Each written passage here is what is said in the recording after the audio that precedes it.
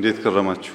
ያለፉት 10 ቀናት ቆይታችሁ እጅግ ስኬታማ እንደሆነ ተስፋ አደርጋለሁ።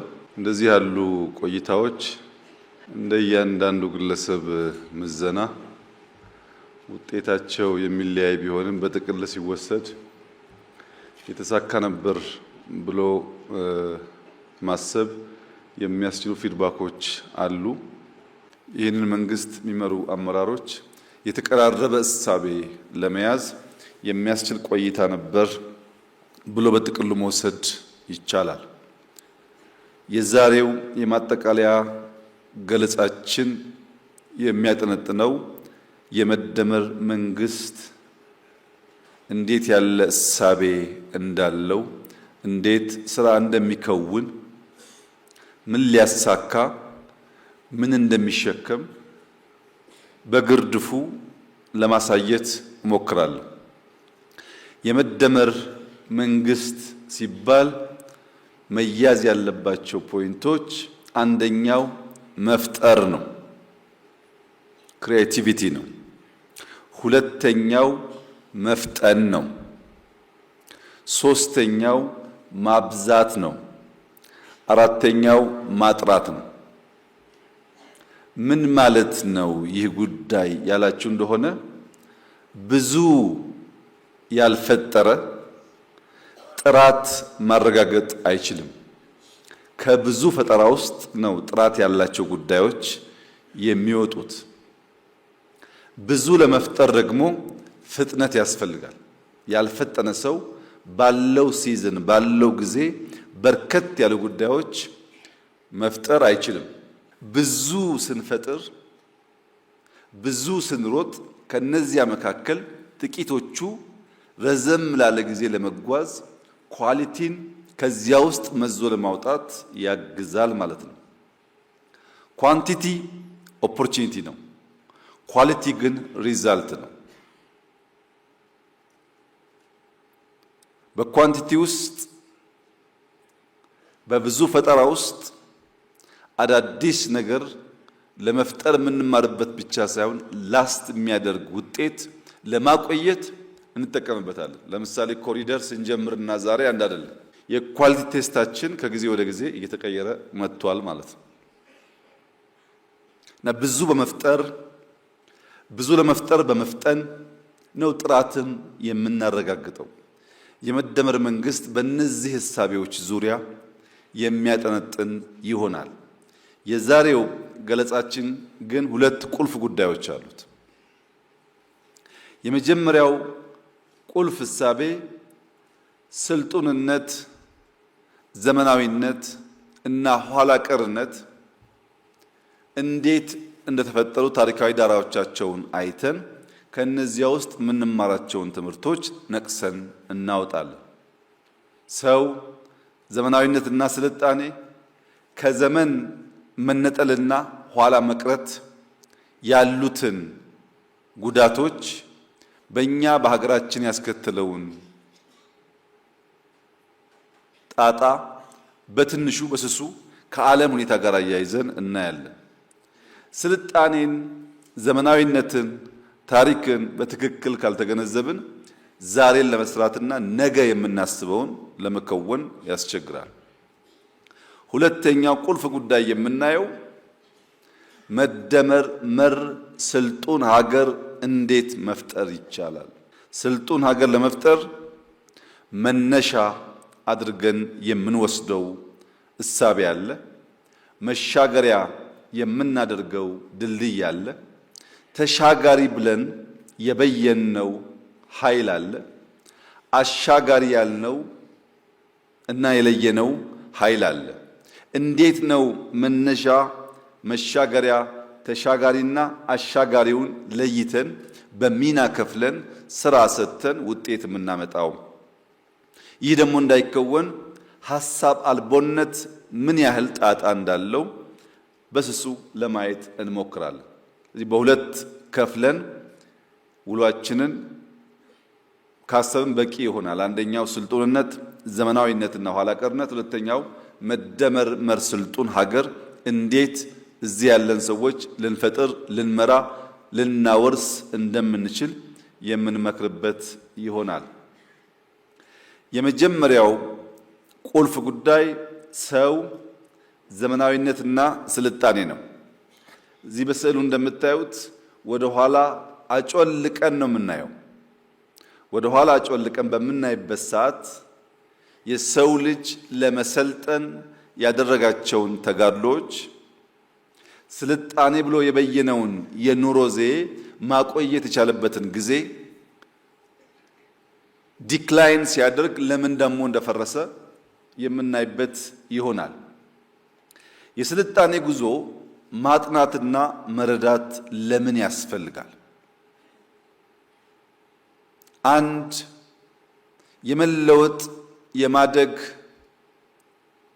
የመሻሻል ትልም ያለው ሀገር የስልጣኔ ጉዞን ወደ ኋላ መለስ ብሎ ማየት የሚያስፈልገው ዋናው ምክንያት ሳሙኤል ሃንቲንግተን እንደሚለው የሰው ልጅ ታሪክ የስልጣኔ ታሪክ ነው።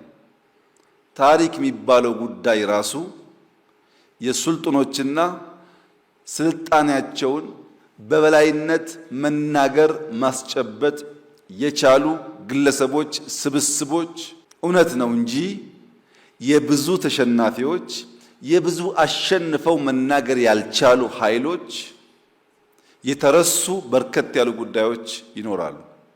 የሰው ልጅ ታሪክ የስልጣኔ ታሪክ ከሆነ መፈተሽ የሚያስፈልግበት ዋናው ምክንያት ማህበረሰብ፣ ግለሰብ፣ ሀገር፣ አህጉር ብላይንድ ስፓት አላቸው። ወደፊት መሸምጠጥ የሚፈልግ ማንኛውም ኃይል በትልቅ መስታወት ወደፊት ማየት ብቻውን በቂ አይደለም። ብላይንድ ስፖቱን ቼክ የሚያደርግበት ስፖኪዮ ከቨር የማያደርግበትንም መለስ ቀለስ እያለ ማየት በክሪቲካል ሞመንት ያስፈልጋል። ያን ማድረግ ካልቻለ ወደፊት መጓዝ መፍጠንም አይቻልም። ብንፈጥንም ከምናስበው ቦታ መድረስ አስቸጋሪ ይሆናል።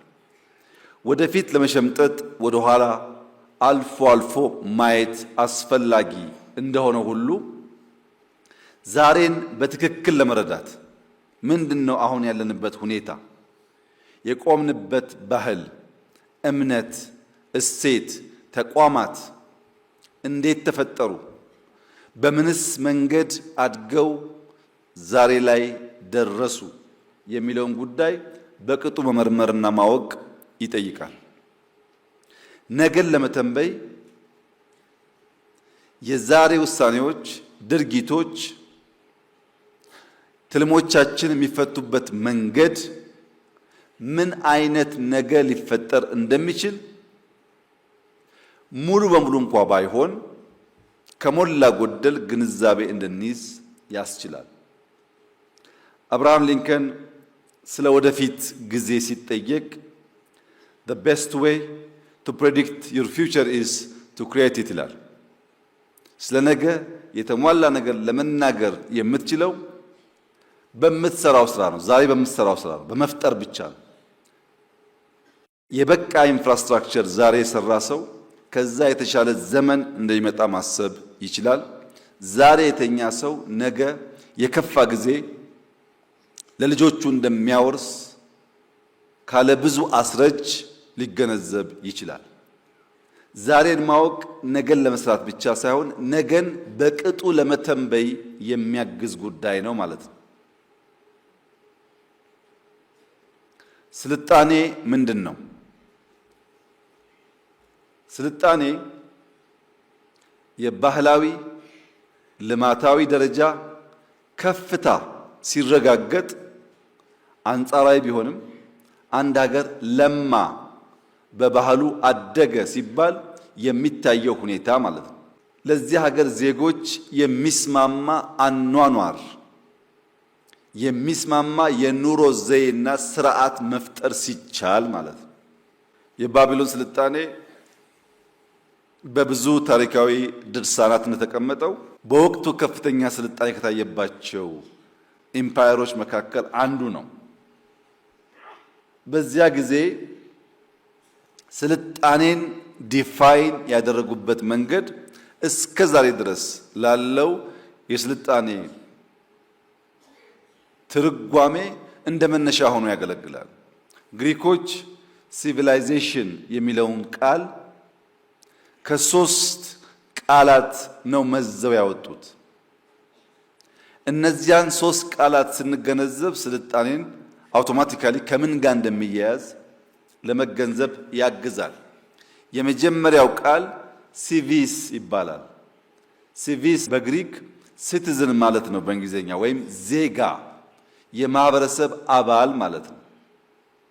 ሲቪስ ወይም ሲቲዝን አንደኛው ቃል ሲሆን ሁለተኛው ሲቪታስ ወይም ሲቲ ከተማና ከተሜነት፣ ሶስተኛው ሲቪሊስ ወይም ሲቪል ወይም ሲቪሊቲ ስልጡን ባህሪና የኑሮ ዘይቤ። ሶስት ነገር፣ የመጀመሪያው የማህበረሰብ አባል ሰው ማለት ነው። ሁለተኛው ከተማ፣ ሶስተኛው ከተማና ሰው ብቻ ሳይሆን ያንን ከተማ በሰለጠነ መንገድ መገልገል የሚችል ስልጡን ባህል የኑሮ ዘዬ። አንዳንዴ ከተማው እያለ በቅጡ መገልገል የማይችሉ ሰዎች ሊፈጠሩ ይችላሉ። ስልጣኔ ስንል ሰው ከተማና የአኗኗር ዘዬ መሆኑን የዛን ጊዜው አተረጓጎም እስካሁን ባለው ሁኔታም የሚሰራ ይሆናል። ይሄን ለመገንዘብ ቀደምት ስልጣኔዎች በስሱ ስናይ ዴፊኒሽኑና ስልጡን የተባሉ ሀገራት በወቅቱ ያሳኳቸው ጉዳዮች አንድና ያው ሆነው እናገኛቸዋለን። በስልጣኔ ተርታ ውስጥ የመጀመሪያውን ወይም ቀደምት የሚባለው ሱሜሪያን ሲቪላይዜሽን ይባላል። የሱሜሪያ ሲቪላይዜሽን ከሁሉ የቀደመው እንደሆነ የታሪክ ተመራማሪዎች ከሞላ ጎደል ይስማማሉ። ይህ ስልጣኔ የተገኘበት ቦታ ሜሶፖታሚያ ይባላል። በወቅቱ በአሁኑ አጠራር ኢራቅ ያለችበት አካባቢ ማለት ነው። የዚህ ስልጣኔ ጊዜ 4000 ዓመተ ዓለም ገደማ ሲሆን የአሁኑ ሲጨመርበት 6000 ዓመት ገደማ ይሆናል። የዛሬ 6000 ዓመት ገደማ ሜሶፖታሚያ አካባቢ የነበረው ስልጣኔ የመጀመሪያው ፈርቀዳጅ ስልጣኔ ተብሎ ይወሰዳል። የዚያ ስልጣኔ ፋውንዴሽን መሰረት ግን በጤግሮስና ኤፍራጥስ ወንዞች መካከል የተፈጠረ ነው። እነዚህ ወንዞች እና ያ ቦታ እና ያ ጊዜ ተደምረው የሱሜሪያን ስልጣኔን የሚገልጡ ሲሆን በወቅቱ የነበረው ዋና ዋና ግኝት አንደኛ የጽሑፍ ቋንቋ ነው። ሁለተኛ ከሞላ ጎደል የተቀየሱ መስኖ መሰል ግብርናዎች ናቸው። ውሃን ከኮርሱ በተወሰነ ደረጃ ዳይቨርት የማድረግ ልምምድ።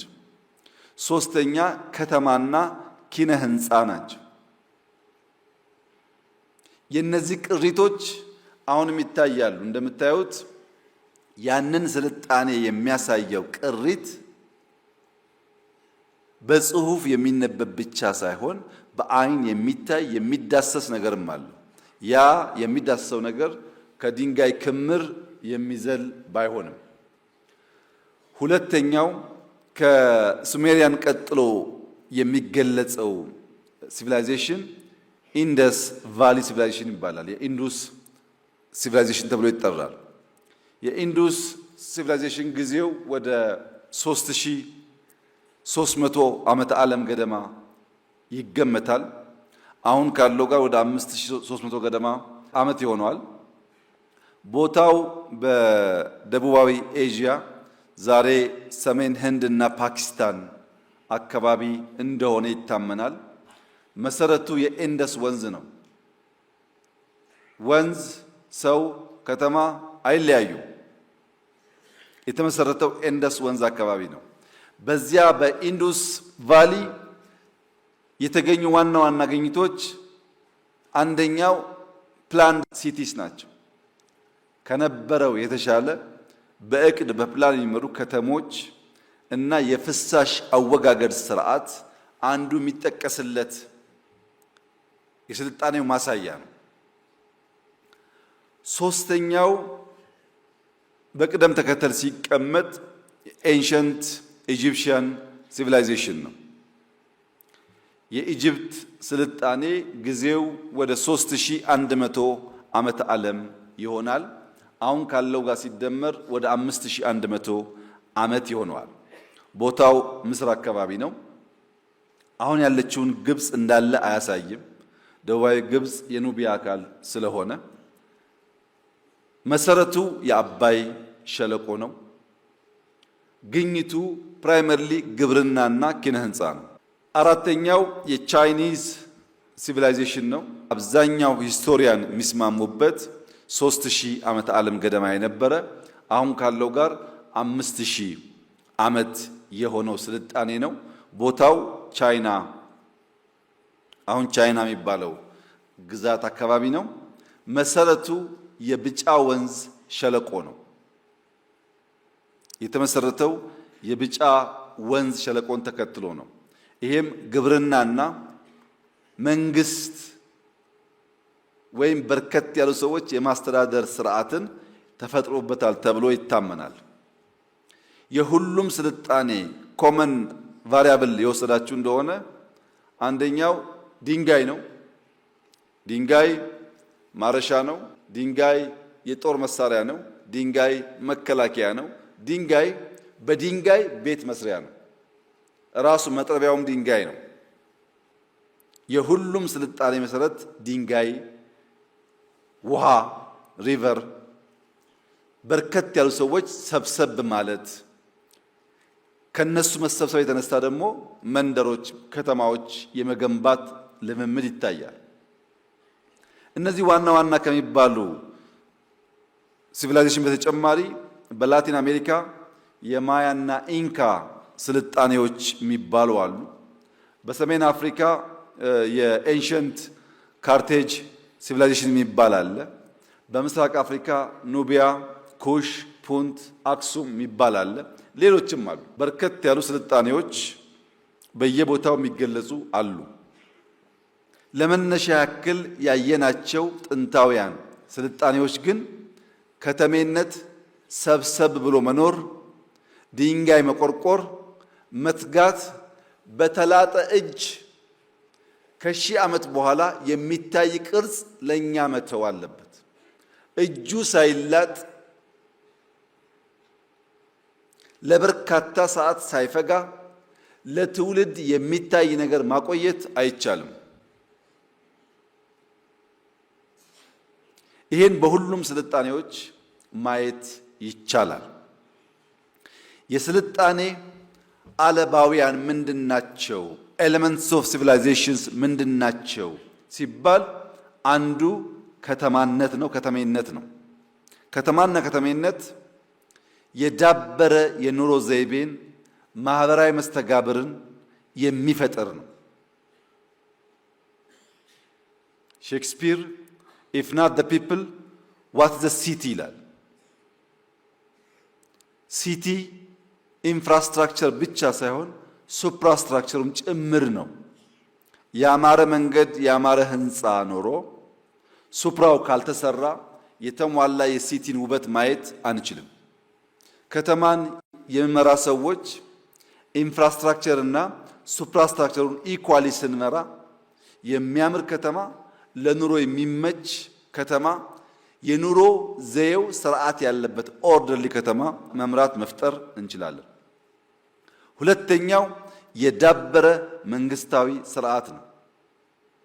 የዳበረ ማለት ሰፊ ቁጥር ያላቸው ህዝቦችን በስርዓት አደርጅቶ የጋራ ፍላጎታቸውን ዲፋይን አድርጎ ያ ፍላጎታቸውን ለመጠበቅ በጋራ የሚተሙ ሲሆን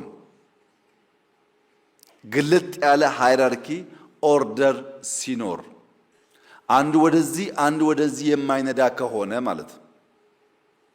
ሶስተኛው የዳበረ ባህል ነው።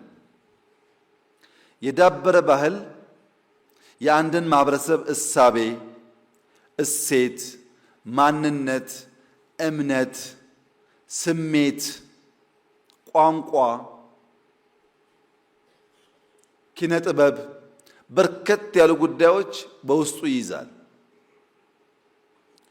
ከዚያም እልፍ ሲል ስነ ጽሑፍን ይይዛል። አንድ ባህል የአዲስ አበባ ባህል ምን ይመስላል ቢባል እዚህ ያለውን ሰው በሙሉ ብንጠይቅ ለየብቻ አንድ አይነት ምላሽ አናገኝም። ከዚህ እስከ ቦሌ ያለው አውራ ጎዳና ቤት ቤት በኩል ያልፋል፣ ስንት ኪሎ ሜትር ነው ብንል ግን በጣም በርካታ ሰዎች የሚቀራረብ ምላሽ ይሰጣሉ።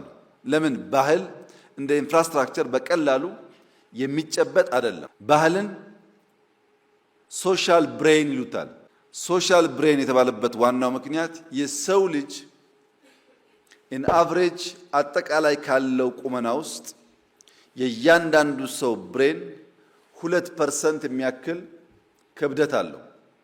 በአቨሬጅ የሁሉም ሰው ክብደት ተወስዶ የብሬኑ ፓርት ሲለካ ኢን አቨሬጅ 2% ይሆናል። ያ 2% የሆነው ብሬን 25% ኢንቴኮቻችንን ኦክሲጅኖቻችን ይበላል። ሳይዙ 2% ነው፣ ግን አጠቃላይ ከምንበላው ከምንመገበው ነገር 25%ቱን ወሳጅ ብሬን ነው። 75%ቱ የሚሄደው ለ98% ኦፍ አወር ባዲ ነው። ምን ማለት ነው? ያ የማናየው ወደ 30 ቢሊዮን የሚጠጋ ሴሎች በውስጡ ያጨቀው ብሬን ክብደቱ 2% ሆኖ 25% ኦክሲጅን ይበላል ሲባል ምን አድርገን ነው ያላችሁ እንደሆነ ብትሰሩም ብታወሩም ይበላል። በኢንቨስትመንት አይን ብታዩ አንድ ሰው 100 ብር ኢንቨስት አድርጎ 25 ብሩ የሚውልበትን በቅጡ ማየት ካልቻለ ከ110 ከ115 ማትረፍ አይችልም። እንሰራለን፣ በሰራነው እንበላለን። የበላነው 25% ይወሰዳል። ለምን እንደዋለ የማያስብ ሰው ዘሆል ልፋቱ ከንቱ ነው ማለት ነው። ከንቱ ነው። አራተኛውና የመጨረሻው የዳበረ ቴክኖሎጂያዊ አቅም ነው። ይህ አቅም በየዕለት የሚገጥመንን ችግር ለመፍታት የምንፈጥረው ጉዳይ ማለት ነው። የቸገረን ቤት ከሆነ እንዴት ቤት እንሰራለን? የቸገረን የውሃውን ኮርስ መጠበቅ ከሆነ የውሃውን ንጽህና መጠበቅ ከሆነ ውሃን ረዘም ላለ ጊዜ ማቆየት ከሆነ ለቸገረን ነገር የምንፈልገው መፍትሄ በየጊዜው ቴክኖሎጂ ይባላል። የግድ ኮምፒውተር መሆን የለበትም። ስልጣኔዎች በምን መሰረት ይገለጣሉ ያላችሁ እንደሆነ ስልጣኔ የተወለደው የሰው ልጅ ገበታውን ሌማቱን ለማትረፍረፍ ባደረገው ተጋድሎ ነው።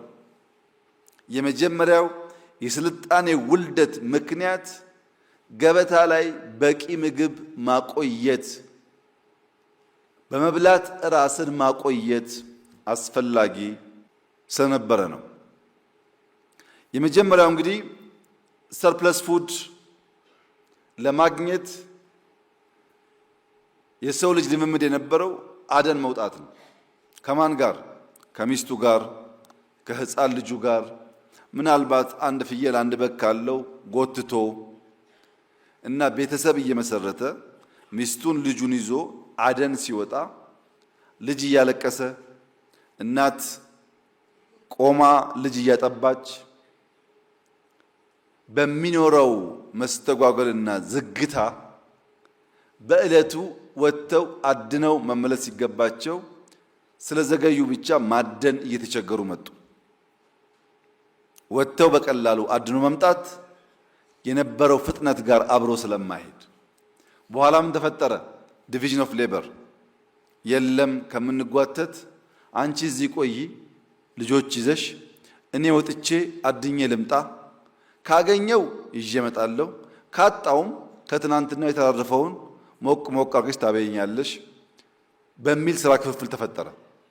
እሷ ሰፈር ስትቆይ እሱ ወጥቶ አድኖ ሲመጣ ውጤታማ እየሆነ መጣ። ፈጥኖ አድኖ ይመጣል፣ እሷም ቤት ትሰራለች። ከዚያ ግድ የለም ብቻዬን ከመሄድ ያንተና የኔ ሚስት እዚህ ይቆዩ፣ እኔ እናንተ አድነን እንምጣ። 5፣ 10፣ 20 እያደገ ሄደ ማለት ነው። በጋራ የሚያድኑ ሰዎች፣ በጋራ ሰፈር የሚቆዩ ሰዎች። ነገር ግን ይሄ ዲቪዥን ኦፍ ሌበር በርከት ያሉ ሰዎችን ሰፈር የሚያቆይ በርከት ያሉ ሰዎች ወደ አደን የሚወስድ ሲሆን እየቆየ ሲሄድ ልጄን መታሽብኝ፣ ወንበሬን ገፋሽብኝ፣ ዕቃዬን ሰበርሽብኝ፣ ጭቅጭቆች ሰፈር ይፈጠራሉ። ባሎች ሲመለሱ ሰፈር ጦርነት ነው ያለው። ለዚያ ሲባል ሶሻል ስትራክቸር እና የመንግስትነት ባህሪ መፍጠር ተጀመረ። በልከኛ መካከል አንተ ቆይና የፖሊስ ስራ ጠብቅ እየተባለ ልክ መንግስት የመምሰል ፖሊስ የመሰየም አድሚኒስተር ማድረግ እና መንግስትን መፍጠር ቀጥሎ መጣ ማለት ነው። ከዚያ በኋላስ ሰው ሲሰባሰብ ልማት ብቻ አይደለም፣ መጠባበቅ ብቻ አይደለም፣ ጥፋትም አለ፣ ግጭትም አለ፣ ሽሚያም አለ፣ እኔ በልጥም አለ። ያን ለመፍታት የህግ ስርዓት፣ ያን ለመፍታት በጣም ብዙ በርካታ ፋይሎች ሲፈጠሩ መጽሐፍ፣ በጽሁፍ ማቆየት፣ ማስታወሻ ቴክኖሎጂ ተፈጠረ ማለት ነው። ሰው በሌማት ራሱን ለማትረፍረፍ ገበታውን ለመሙላት ካደረገው ጥረት ከተማና መንግስት እስከፈጠረበት ጊዜ ሂደት ውስጥ በየጊዜው ምን አለ? ፈጠራ አለ። በየቀኑ ፈጠራ አለ። በዛ ሂደት ነው ስልጣኔ መጣ የሚባለው። እነዚህ የስልጣኔ ሞዴሎች የተለያዩ የታሪክ አጥኚዎች፣ ፈላስፋዎች፣ ተመራማሪዎች በተለያየ መንገድ አስቀምጠውታል። አንድ ስልጣኔ የት ጀምሮ የት ጋር እንደሚያበቃ ታሪካዊ ሞዴል የሚባል አለ፣ ዑደታዊ ሞዴል የሚባል አለ፣ ኢነርጂ ቤዝድ ሞዴል የሚባል አለ፣ ሌሎች ሞዴሎችም አሉ።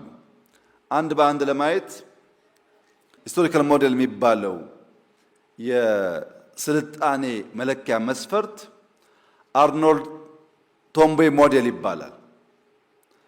አርኖልድ ቶምቤ የሚባለው ሰው ስተዲ ኦፍ ሂስትሪ የሚባል ጥናታዊ ጽሑፍ በመጽሐፍ መልክ የዛሬ 90 ዓመት ገደማን የጻፈው። በዚያ ጽሑፉ ስልጣኔን በአራት መንገድ ዲፋይን አደረገ። ልክ ኔቸር ቤዝድ ይሉታል።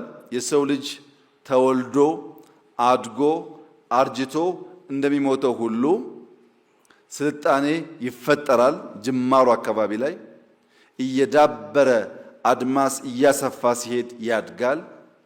እያረጀ መሰንጠቅ ሲጀምር ደግሞ የእድገቱ ጫፍ ላይ ደርሶ ማሽቆልቆል ይጀምራል።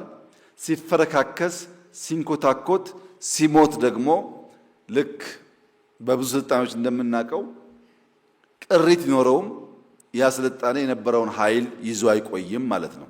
በዚህ መንገድ አርኖልድ ቶምቤ ካስቀመጠ በኋላ ምናልባት ወደ 25-26 ዓመት ቆይቶ ዑደታዊ ሞዴል ወይም ሳይክሊክ ሞዴል የሚባል ተፈጠረ። ይሄ ካርሎ ኪንግ የሚባል ሰው ቀደም ሲል የነበረውን የኔቸር ቤዝድ ሞዴል ካጠና በኋላ the evolution of civilization ብሎ ጥናታዊ ሰነድ አዘጋጀ። በዚህ ሰነድ ላይ ያስቀመጠው ምንድነው? እያንዳንዱ ስልጣኔ በድንገት አይወለድም።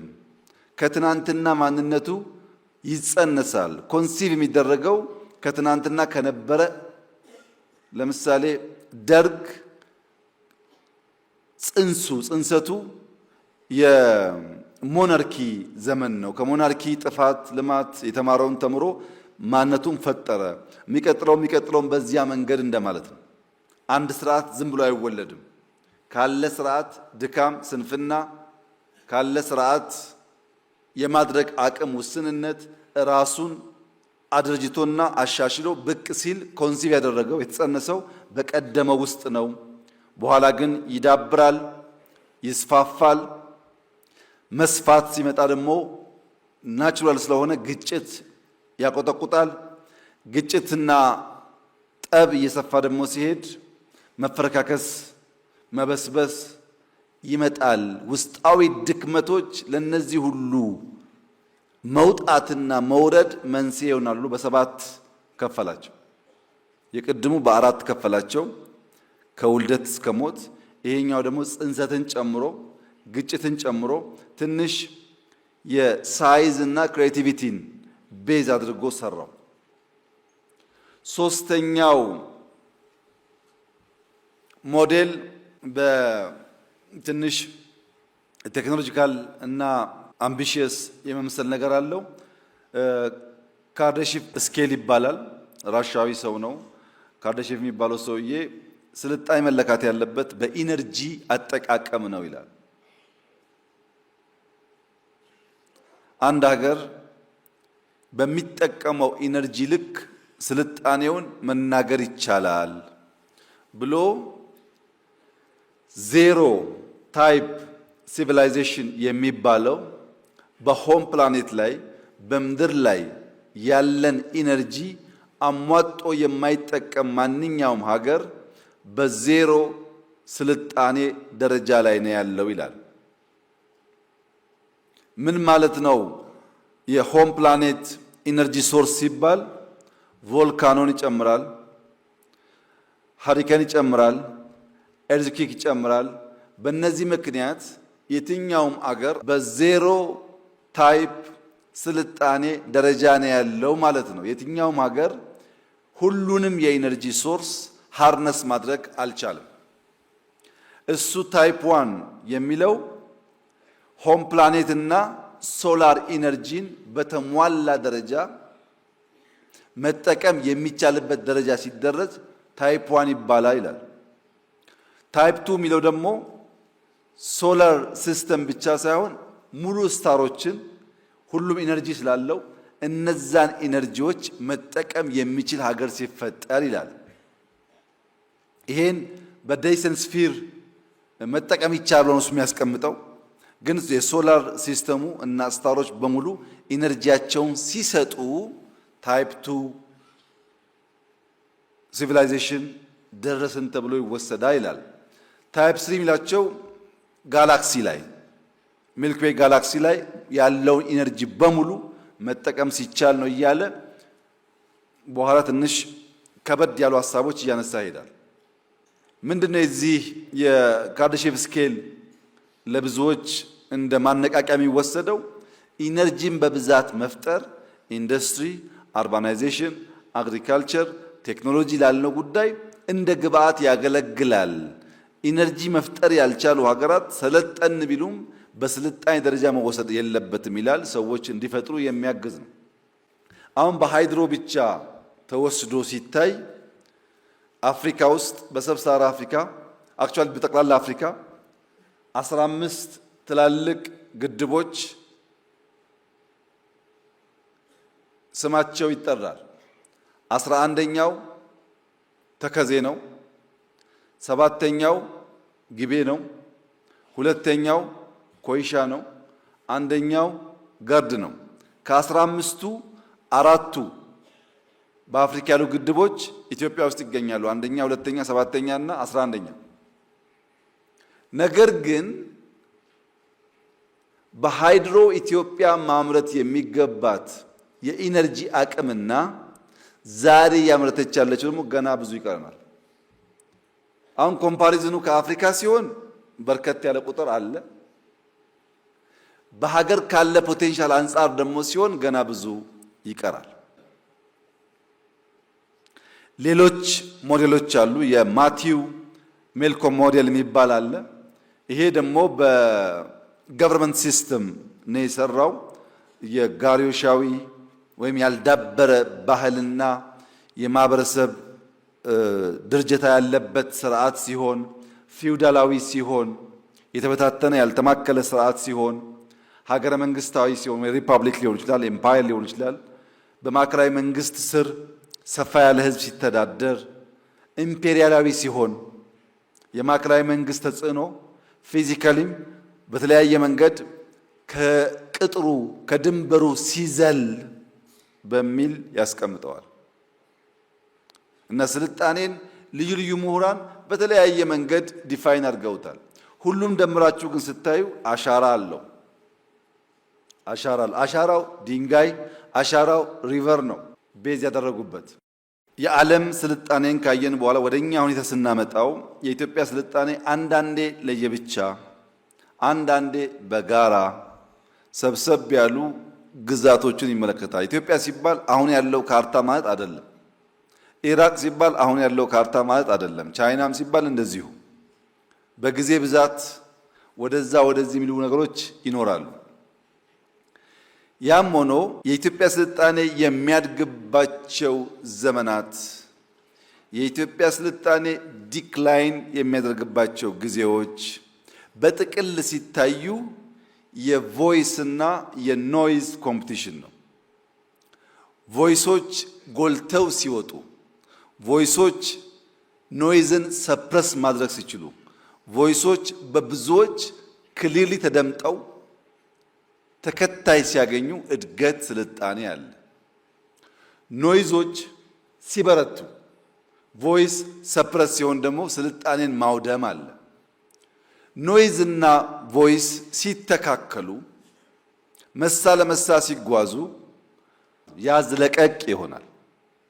መሄድ መመለስ፣ ሁለት መራመድ አንድ መመለስ ይሆናል። እዛው ባለበት ሂድ አይነት ነገር ይፈጠራል። እንዴት ነው ቮይስ ጎልቶ ኖይዝ ሰፕረስ የሚሆነው ያላችሁ እንደሆነ ወደ አምናው ሄዱና ናሬሽን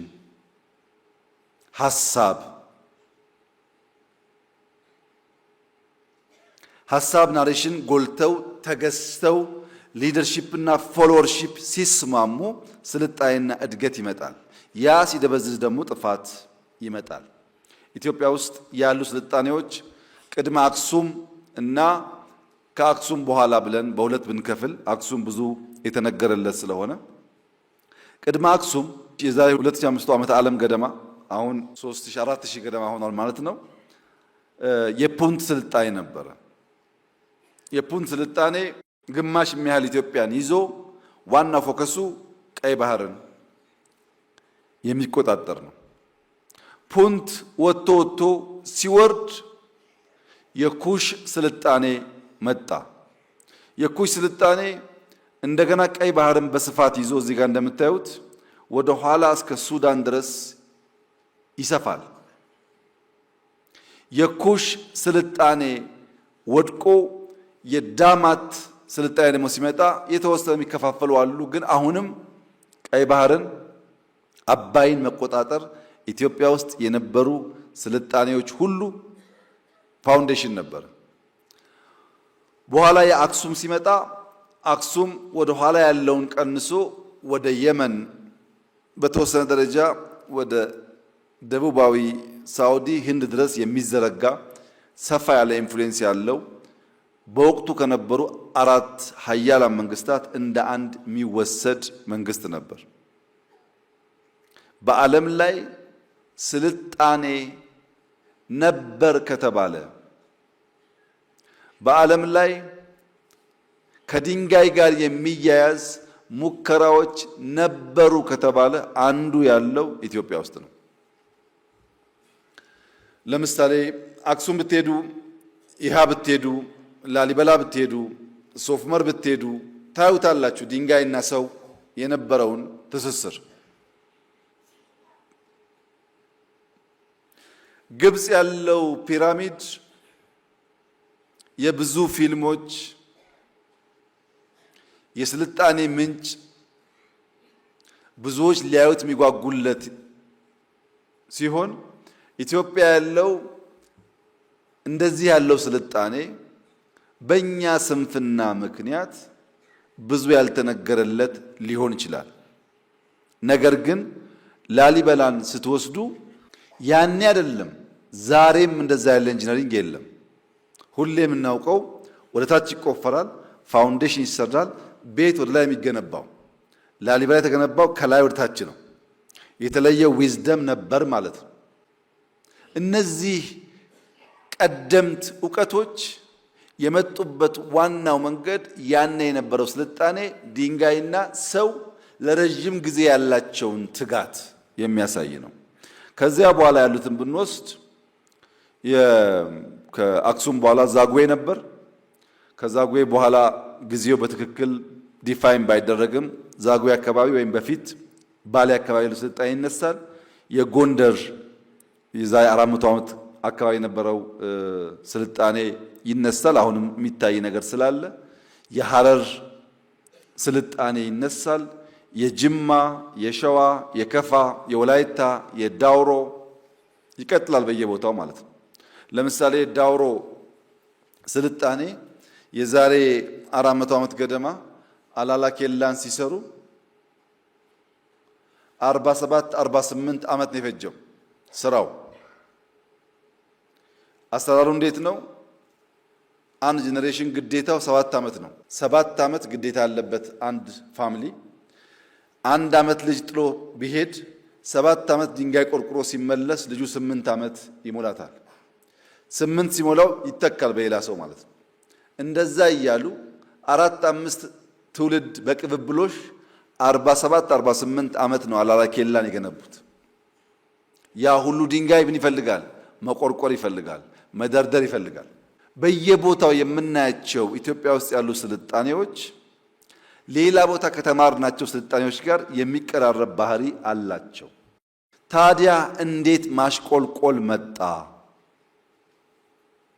ስልጣኔ ከነበረ እንዴት ማሽቆልቆል መጣ ያልን እንደሆነ ውጫዊ ምክንያት አለ፣ ውስጣዊ ምክንያት አለ፣ የመንግስታት መዳከም አለ፣ የህዝብ ብዛትና የአቅርቦት መሳሳት።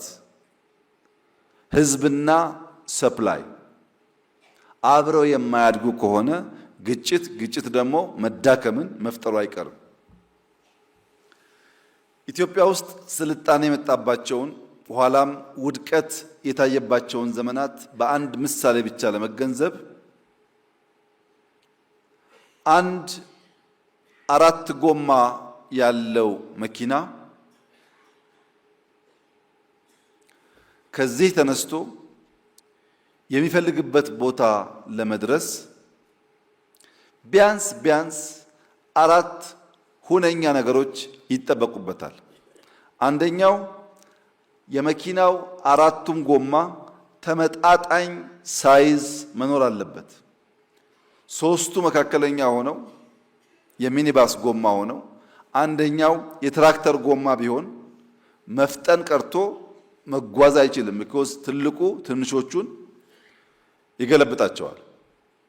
ጎማው መመጣጠን አለበት። የጎማው ሳይዝ በከፍተኛ ደረጃ የሚለያይ ከሆነ የአንደኛው ማደግ ወይም ማነስ ሌሎቹ የመውደቅ ጦስ ሊሆን ይችላል። ሁለተኛው መመዘኛ አንድ ላይ መሽከርከር አለባቸው። 3ቱ ጎማ እየተሽከረከረ አንደኛው ቢነክስ ባይሽከረከር መኪናው ወደፊት ሳይሆን የሚሄደው የነከሰው ጎማ ስለሚጎትተው አደጋ ሊያስከትል ይችላል። እኩል መሆን አለባቸው። 4ቱም መሽከርከር አለባቸው። 3ኛው በአንድ አቅጣጫ መሄድ አለባቸው። 2ቱ ወደፊት 2ቱ ወደ ኋላ ከሆነም አይቻልም፣ አይደርሱም። 4ኛ እኩል ስፒድ ያስፈልጋቸዋል። እያንዳንዱ ጎማ በእኩል ፍጥነት መጓዝ የማይችል ከሆነ የአንደኛው መፍጠን የአንደኛው መዘግየት አደጋ ያስከትላል። ተመጣጣኝ ሳይዝ፣ አንድ ላይ መሽከርከር፣ በአንድ አቅጣጫ መጓዝ፣ በእኩል ፍጥነት መጓዝ ያስፈልጋል። ወደ ብልጽግና አምጡት። የኢትዮጵያን ብልጽግና ህልውና ለማረጋገጥ የምንፈልግ የኢትዮጵያን ብልጽግና መስራት መሰረት መጣል የምንፈልግ ከሆነ በእኩል መሮጥ ይኖርብናል። አንድ ሀገር ከሌሎች ኋላ ቀረ የሚባለው ፖለቲካዊ፣ ማህበራዊ መስፈሪያዎች ስላሉ በእነዚያ ከፍ ካለው ሀገር ዝቅ ብሎ ሲገኝ፣ በኢኮኖሚ በቴክኖሎጂ ከፍ ካሉ ሀገራት ተርታ ዝቅ ብሎ ሲገኝ ኋላ ቀር ይባላል።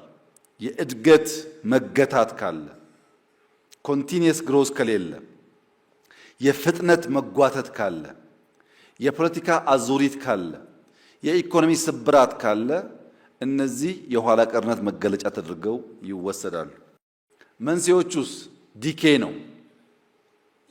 አንደኛው ኢንስቲቱሽናል ዲኬ፣ ለምሳሌ ፖሊስ ብለን አደራጅተን የህዝብን ሰላም መጠበቅ ካልቻለ፣ ዲኬ ካደረገ፣ በማህበረሰብና በፖሊስ መካከል ትረስት እየጎደለ ከሄደ፣ ሌጂቲሜሲውን ካጣ፣ ወይም ፍርድ ቤት ብለን ሰው ተበድሎ ፍትህን ፍለጋ ፍርድ ቤት ሄዶ ፍትህ የማያገኝ ከሆነ፣ የፍትህ ተቋማት የማይታመኑ ከሆነ የኢንስቲቱሽናል ዲኬ ያጋጥማል። መንግስታት ስራቸውን በወጉ መስራት ሲሳናቸው ማለት ነው። ሁለተኛው ካልቸራል ዲኬ ነው። መልካም የሆነ እሴት ሲሸረሸር፣ መከባበር፣ መተማመን፣ አደራ መጠበቅ፣ በቃል መገኘት፣ አለመስረቅ፣ አለመቅጠፍ፣ አለመዋሸት የመሳሰሉ ጉዳዮች እየላሉ ሲሄዱ። ሶስተኛው ኢኮኖሚክ ዲኬ ነው። የኢኮኖሚ ተዋንያን ሲቀጭጩ፣ እየቀጨጩ ሲሄዱ፣ የቢዝነስ አድማስ ሲጠብ፣ ምርታማነት ሲቀንስ፣ የጥቅል ኢኮኖሚ መኮስመን ሲያጋጥም፣ ዕዳ ሲበራከት፣ የምናመርተውና የምንፈልገው ሲለያይ፣ ያኔ የኋላ ቀርነት መንስኤ ተደርጎ ይወሰዳል። ኢትዮጵያ ቅድም እንዳነሳሁት በዘመን መካከል ቀደምት ነበረች፣ ተቸክላ ቆይታለች፣ በሆነ አዙሪት ውስጥ ገብታለች፣ በጣም ዘግይታለች፣ ተንሸራታለች፣ ኋላ ቀርታለች። በጊዜና በዘመን መቀደም የሚያስከትለው ጣጣ መዘጋት፣ መዘግየት፣ መንሸራተት ነው። እየዘገየን በዘመን ስንቀደም ብዙ ጉዳዮች በእኛ እየተዘጉ፣ ዘመን ሲለወጥ እኛ እዛው ቆመን እንቀራለን። በኢትዮጵያ የባለፉት 1000 ዓመታት ሂደት ውስጥ የነበረ ችግር። ነገር ግን አንድ ተስፋ አለ። የኢትዮጵያን መዘግየት፣ ማሽቆልቆል፣ መድከም፣ መደህየት ብንናገርም 3000 ዓመት ፕላስ እያነሰች እየሰፋች እየቆመች እየተነሳች እንደ ሀገር መቆየቷ ደግሞ የባሰ ስላለ እሱ ቢያንስ እንደ መልካም ነገር ይወሰዳል ማለት ነው። ከነችግሩም ቢሆን ሀገር አለን እኛ። ከነችግሩም ቢሆን ቢያንስ እንደዚህ ሁሉም ብሔር ያለበት ስለ አንድ ሀገራዊ ፍላጎት መነጋገር እንችላለን። ስለዚህ ምንም እንኳን የከፉ ጉዳዮች ቢኖሩም አሁንም ሀገር ነን። አሁንም መነጋገር መቻላችን ተመልሰን ለመነሳት ተመልሰን ለማደግ ተስፋ ነው። የባሰ ስላለ ከፈረሱት ስለምንሻል በመቆዘም ብቻ ሳይሆን በተስፈኝነትም ማየት ይገባናል ማለት ነው።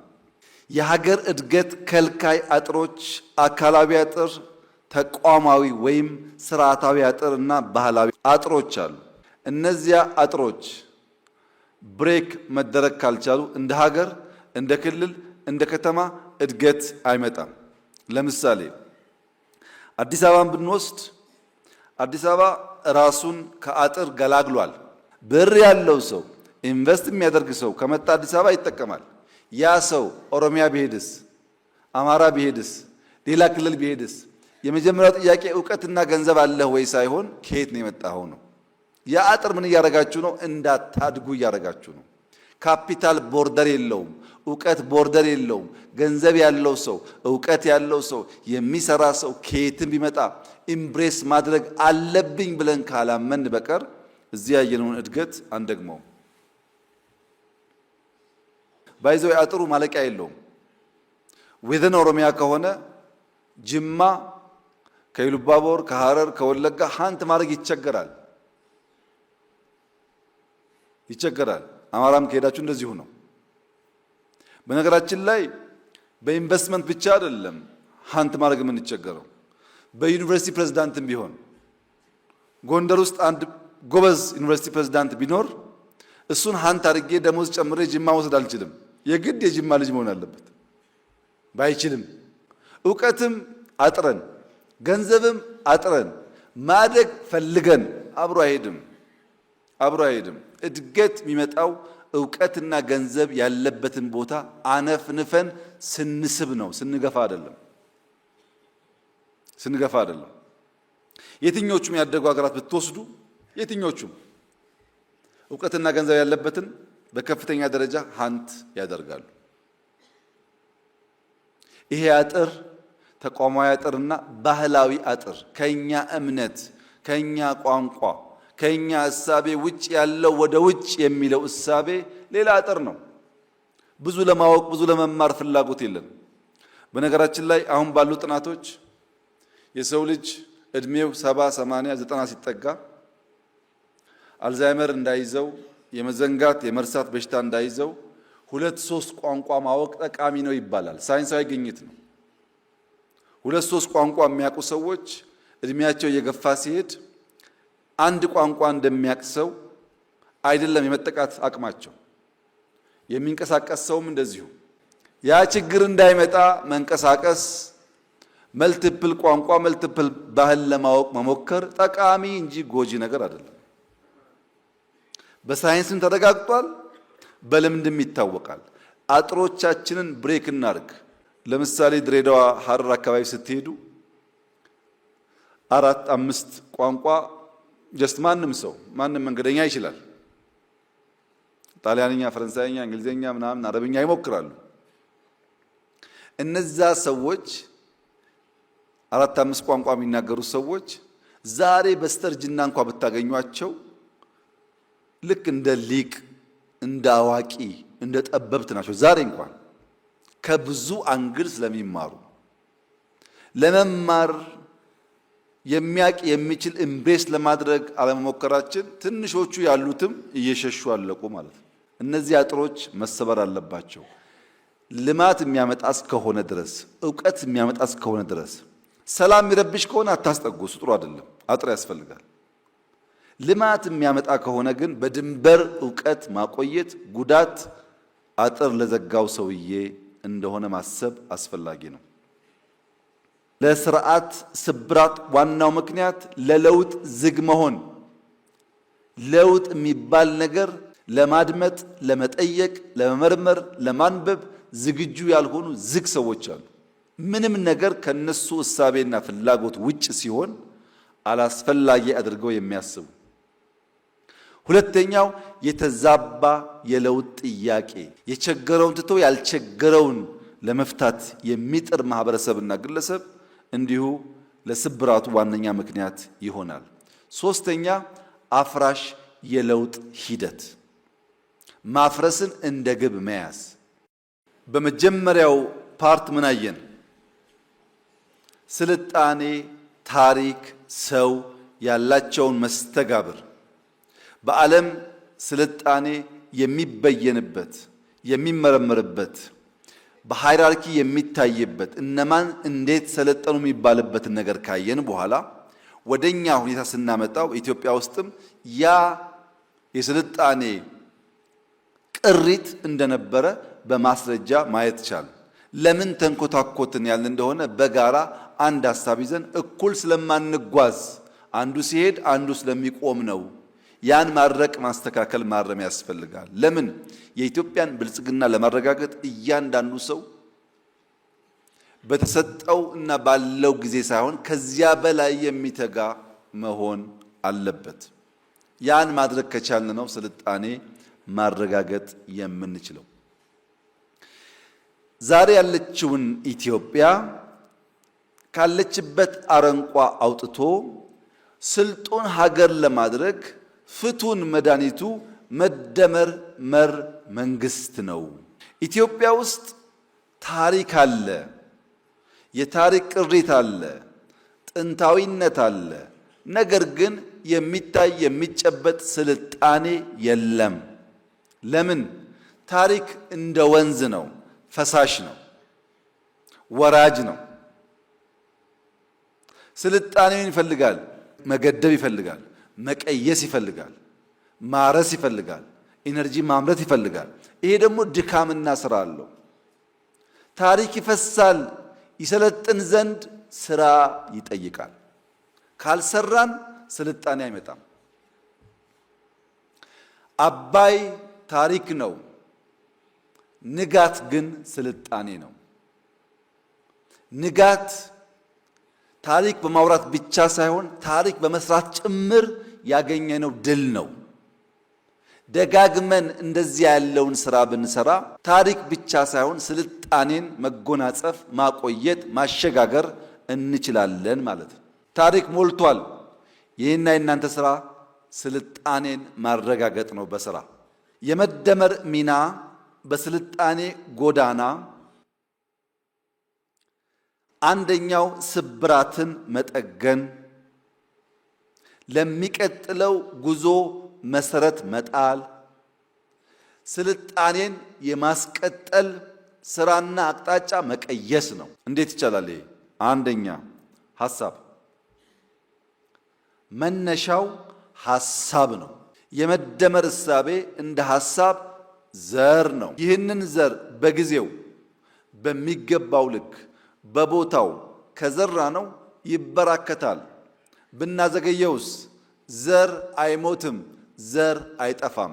ግን ማምረት የሚገባውን ምርት እንዳናመርት ያደርገናል።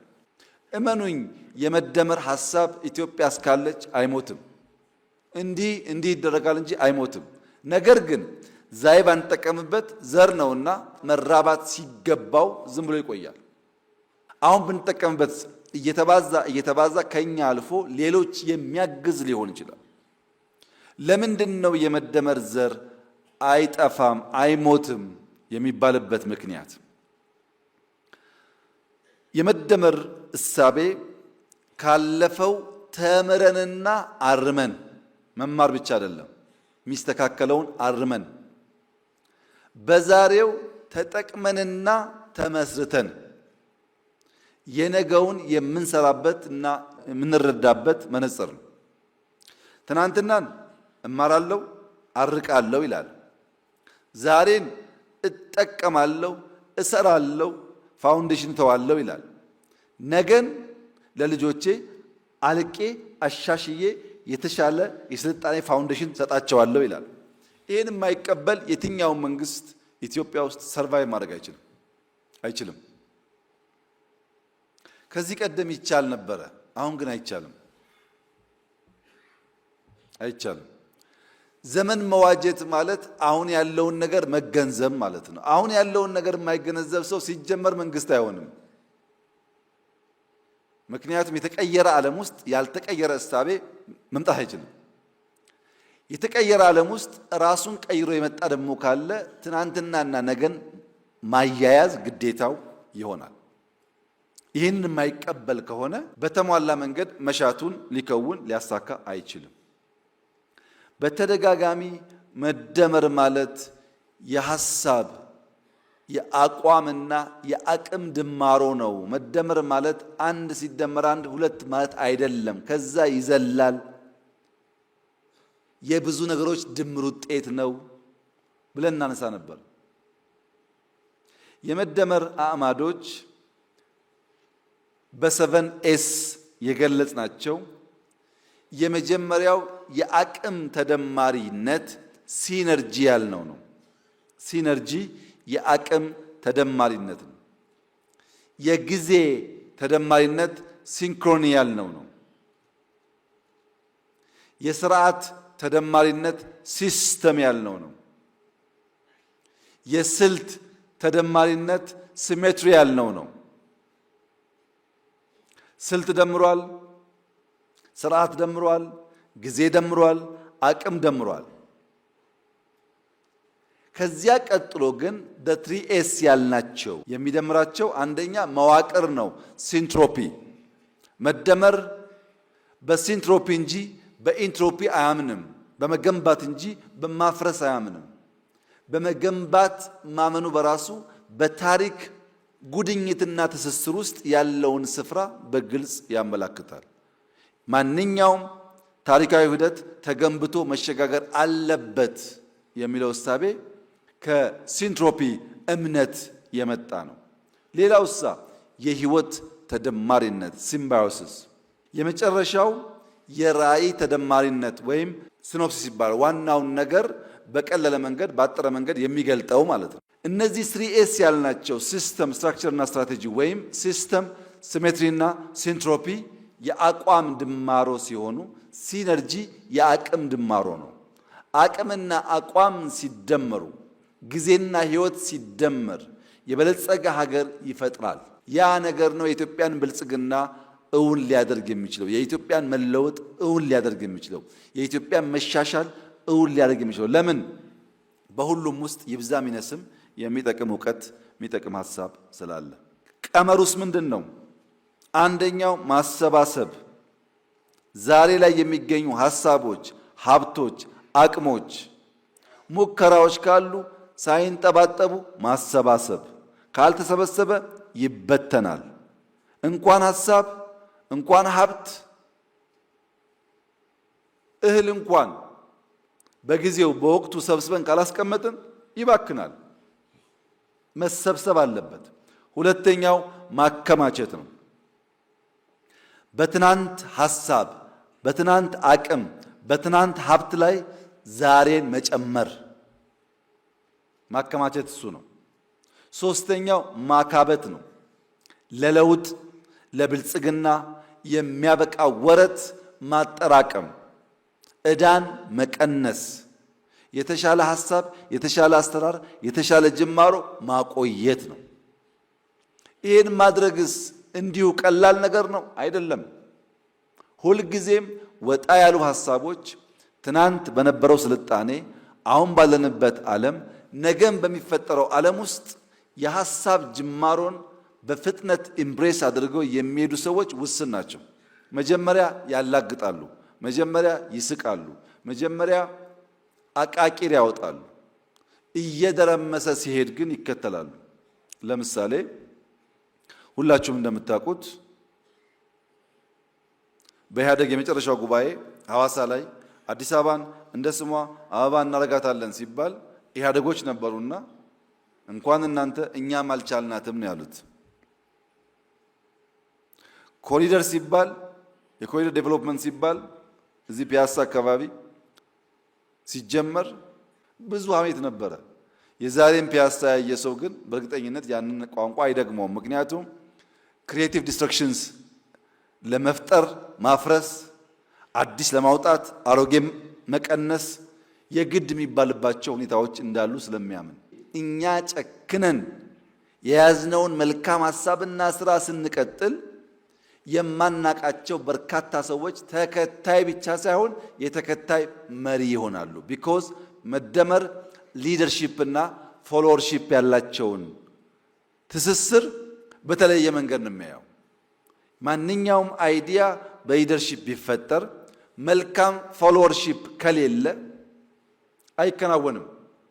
በጋራ ሰልጥነን፣ በጋራ አይተን፣ በጋራ ሰምተን አንዱ ጋር የሚሰራው አንዱ ጋር የማይሰራበት ምክንያት የፎሎወርሺፕ ችግር ነው።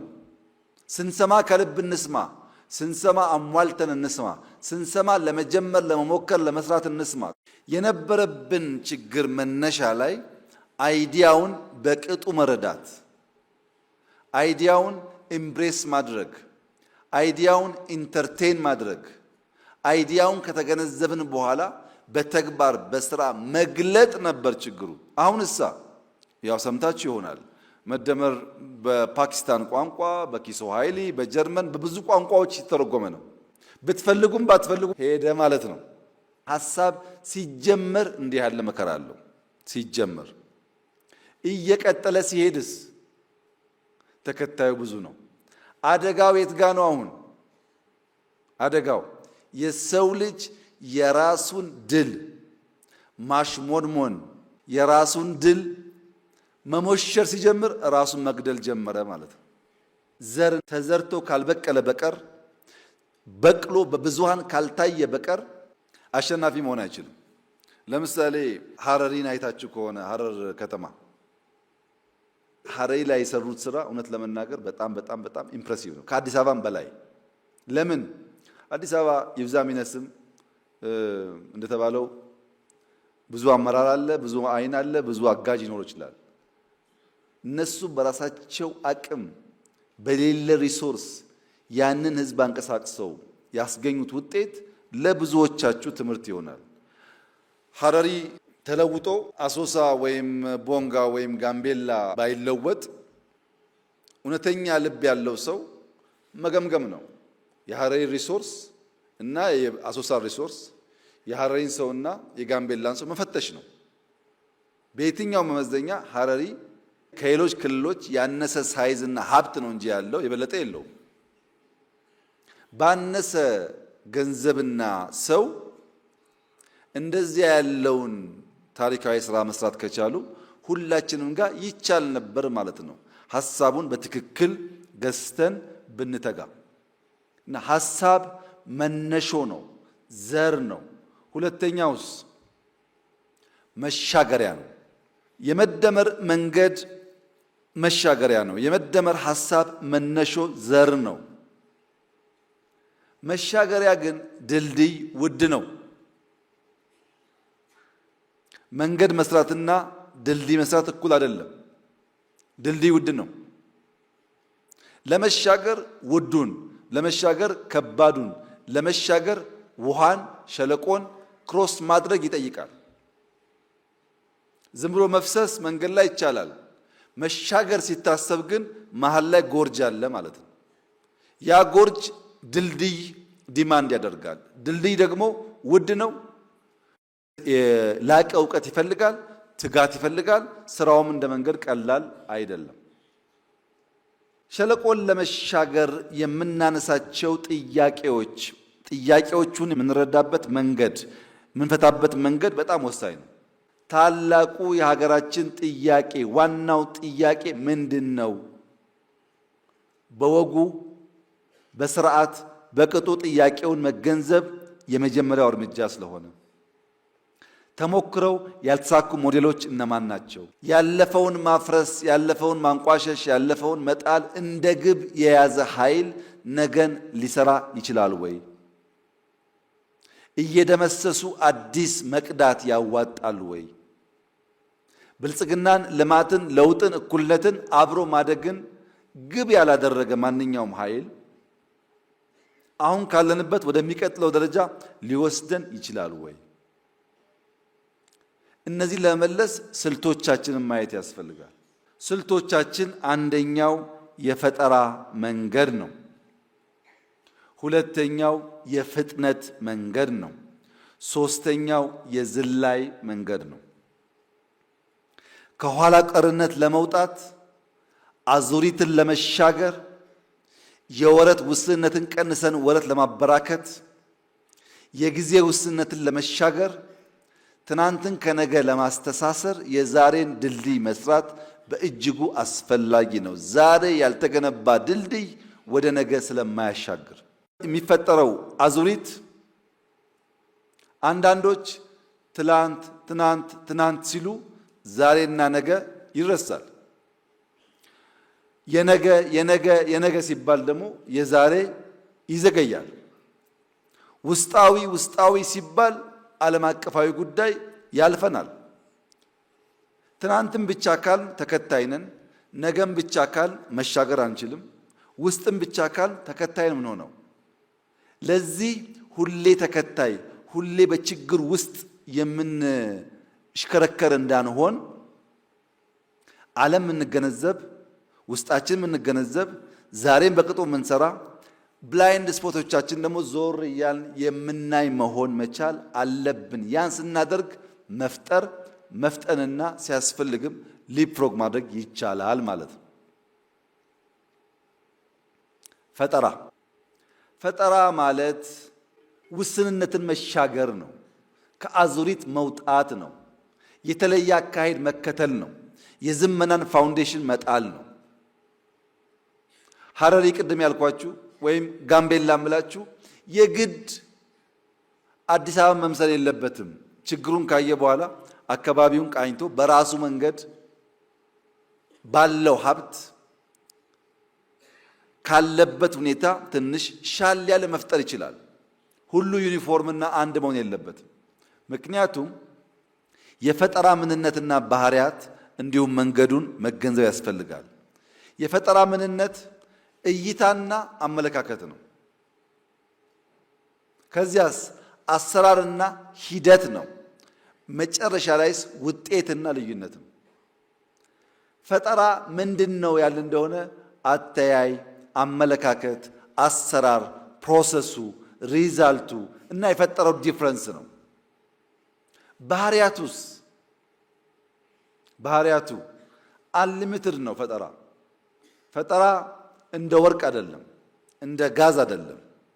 ሶማሌ ክልል ጋዝ አለ፣ ጋምቤላ ወርቅ አለ፣ አሶሳ ወርቅ አለ እንደሚባለው አይደለም። አንሊሚትድ ነው፣ ዩኒቨርሳል ነው። ማንም ሰው ያለበትን ሁኔታ ማስተዋል ከቻለ ከዚያ የሚያወጣውን ነገር መፍጠር ይችላል። መጨረሻ ግን አፕሊፍቲንግ ነው። ከፈጠረ ካሳካ በኋላ በከፍተኛ ደረጃ የሚያነቃቃ ለሌላ ፈጠራ የሚያዘጋጅ ነው። መንገዱ ፈጠራን እንደ ግብአት ከምርት ግብአቶች መካከል እንደ አንዱ ለምሳሌ የሰው ኃይል፣ መሬት፣ ካፒታል እንደሚባለው ሁሉ የመፍጠር አቅም ፈጠራን እንደ ግብ፣ ፈጠራን እንደ ምርት ማየት ያስፈልጋል። ፈጠራ ያልታከለበት ሌሎች ካፒታሎች ብቻቸውን የምንፈልገውን ነገር ሊያመጡ አይችሉም። መለስ ብለን እንመልከት። የሰው ልጅ በምርታማነት የታጀበ ጉዞውን ስናይ ሙሉ በሙሉ ፈጠራ ነበር። ፈጠራው ያዘገመ ወይም ፈጣን ሊሆን ይችላል። ለምሳሌ ሶስቱ የግብርና አብዮቶች፣ የመጀመሪያው የግብርና አብዮት፣ ሁለተኛው የግብርና አብዮት፣ ሶስተኛው የአረንጓዴ አብዮትን ብንመለከት አንድ ባህሪ ያላቸው ፕሮዳክሽን ሌበር ኢንቴንሲቭ ነበረ። ከፍተኛ የሰው ኃይል ይጠይቅ ነበር ብዙ ምርት ማምረት። ሁለተኛ ኢኖቬሽን ከአንድ ጫፍ ሌላ ጫፍ ለመሄድ በጣም ስሎ ነበር። እዚህ ያለ እውቀት ባለበት ለመቶ ዓመታት ይቆይ ነበር። በዚያ ምክንያት የመጀመሪያው የግብርና አብዮት የጀመረው ወደ 10,000 ዓመተ ዓለም ገደማ ነው ይባላል። እስከ 2000 ዓመተ ዓለም ገደማ ለ8000 ዓመታት የሰው ልጅ ከአደን ለቀማ ወደ ግብርና የተደረገ ሽግግር ውስጥ ለ1000 ዓመታት ኖሯል። ቬሪ ስሎ የሆነ ሙቭመንት እንቅስቃሴ ነበር። ሁለተኛው የግብርና አብዮት 17 ሴንቸሪ አካባቢ መጣው እስከ 19 ሴንቸሪ 200 ዓመት ቆይቷል። ምን አመጣ ይሄ? ሰብል ማፈራረቅ፣ ሁሌ በቆሎ ብቻ ሳይሆን በቆሎ፣ ስንዴ፣ ሩዝ ማድረግ፣ አነስተኛ ሜካናይዜሽን የተጀመረበት ነው። ያኛው ለ1000 ዓመታት ሲቆይ ይሄ ደግሞ 2 ሴንቸሪ ቆየ። ሶስተኛው አረንጓዴ አብዮትስ 1930 ገደማ ጀምሮ 1960 ገደማ ድረስ ነው የሄደው። አንደኛ ፕሮዳክቲቪቲ ጨመረ በስፋት።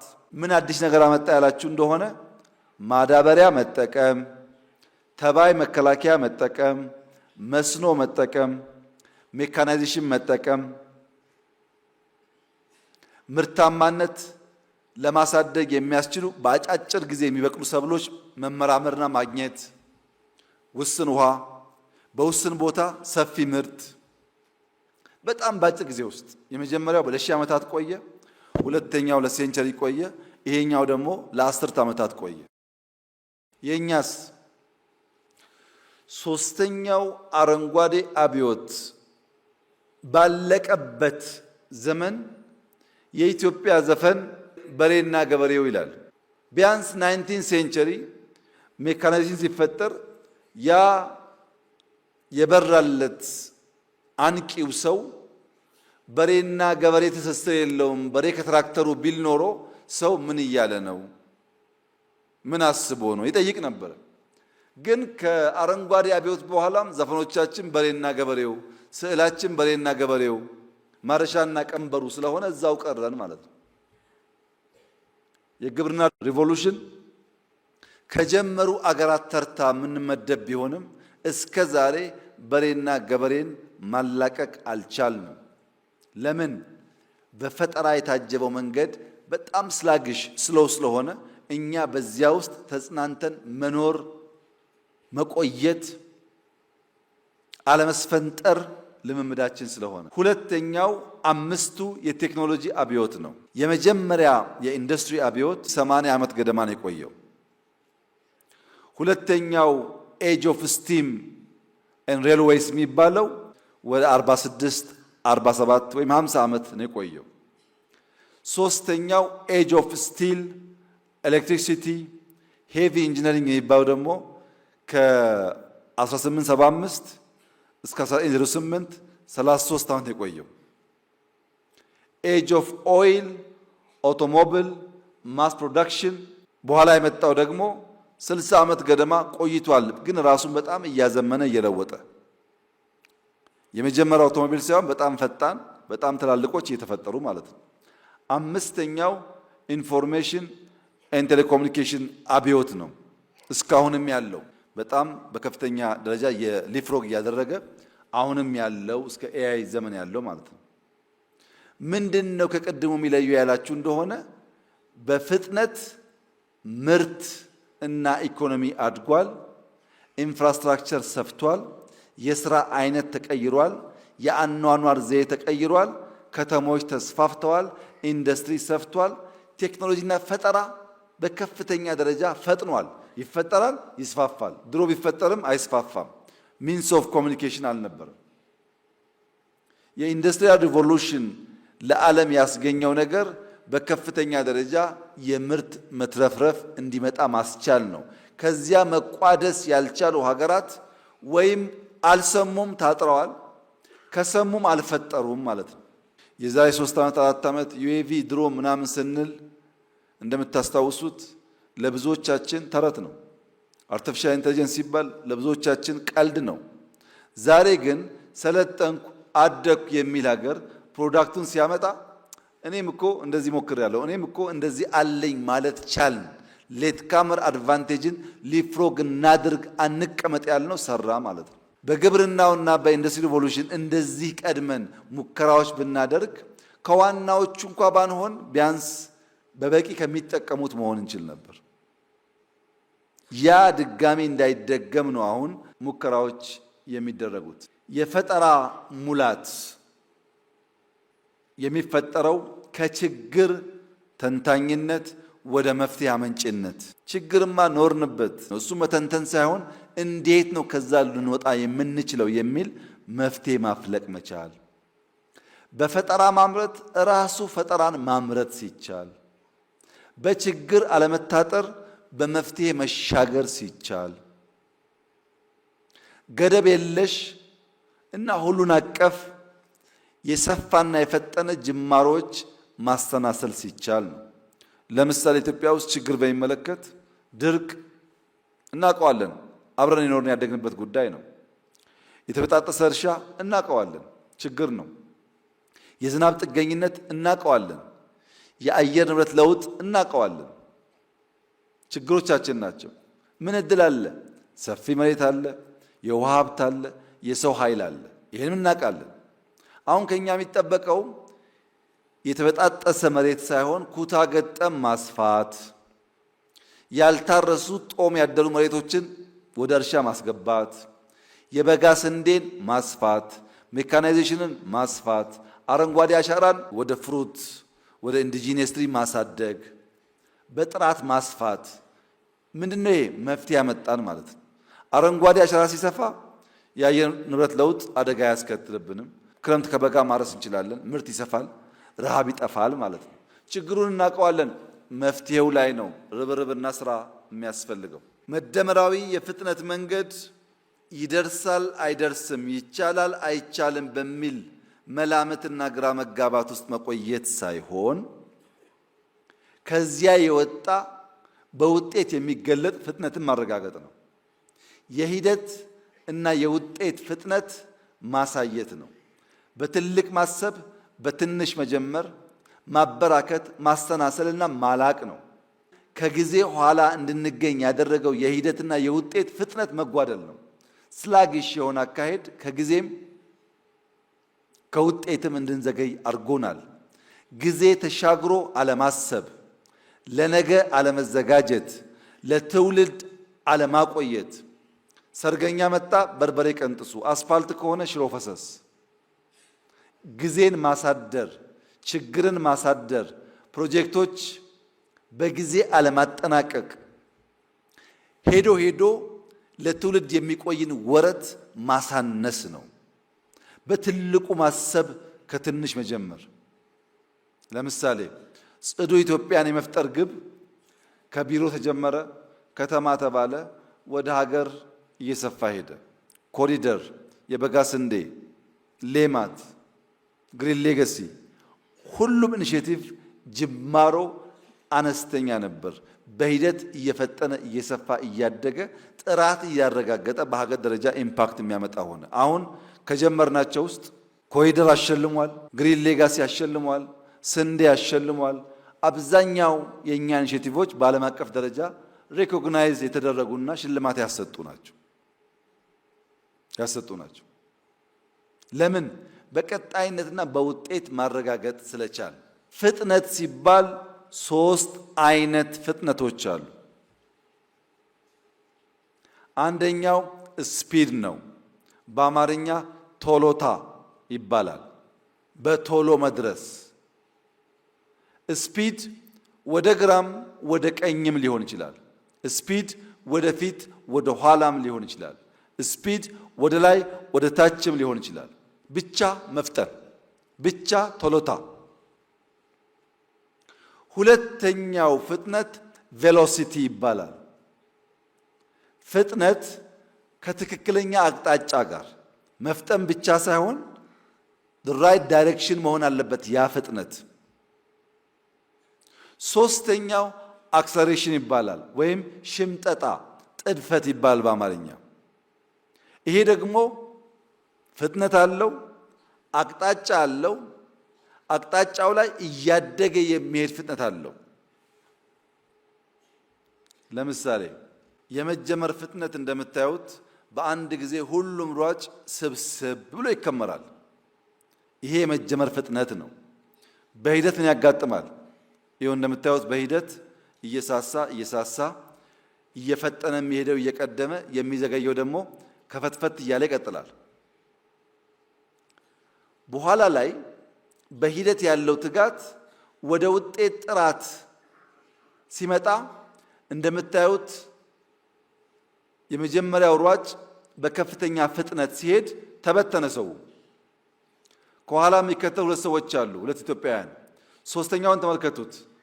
ሶስተኛው ሁለተኛውን ቀደመ። ለምን? ለውጤት ጥራት።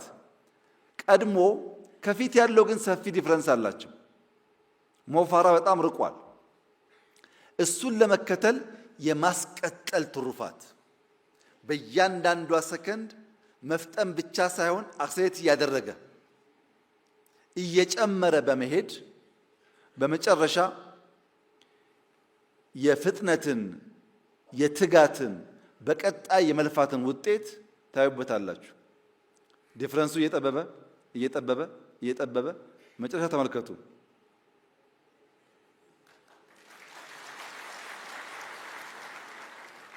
ምን ማለት ነው? ሲጀመር ሁሉም ይሰበሰባል። በቀጣይነት ሳናቋርጥ የያዝነውን ቅን ሐሳብና መልካም ሐሳብ ይዘን የምንቀጥል ከሆነ ቀድሞ ከኛ ጋር አጃቢ የነበረው ታዛቢ ይሆናል። እኛ ስንጨርስ ታዛቢ ይሆናል። ያኔ አልመሰለኝም ነበር፣ በደንብ አልነገራችሁኝም ነበር፣ ችግሩ እኮ አነጋገራችሁ ነው፣ በደንብ ይገለጽልን ኖሮ እኮ እኛ የምንከተላችሁ ነበር ወደሚል ይሸጋገራል። ከእኔና ከእናንተ የሚጠበቀው የጀመርነው መልካም ዘር፣ የጀመርነው ፍጥነት፣ የጀመርነው ትጋት የተሟላ ፍሬ እስኪያፈራ ድረስ ባለማቋረጥ በቀናው ሐሳብ ቀን ከሌት ተግቶ ሰርቶ በስራ ማሳየት ነው። ያን ማድረግ ስንችል አብዛኛው የተራገፈ ብልጽግና የምንጨብጠው የምናሸተው የምናየው ፍሬ ለዜጎቻችን እየሆነ ይሄዳል ማለት ነው።